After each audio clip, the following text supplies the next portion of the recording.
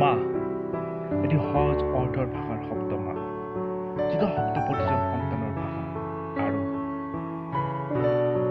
এই ভাষা প্ৰতিজন মাতৃৰ শুনাৰ মা। তুমি অন্তৰ যাবা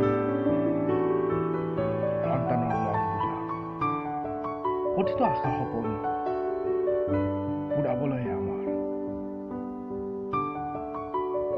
সহায়ৰ লগতে হবা। কিন্তু আমি কিছুমান এনেকুৱা সন্তান আছো যিয়ে বুঢ়া কালত মাক অকলশৰীয়া কৰিছো, ঘৰৰ সদস্যৰ সলনি বৃদ্ধাশ্ৰমৰ সদস্য কৰিছো। মা মই পাহৰা তুমি যে সৰুতেই আঙুলিত ধৰি খোজ কাঢ়িব শিকাইছিলা। কোনটো ভাল কোনটো বেয়া তুমিয়ে শিকাইছিলা।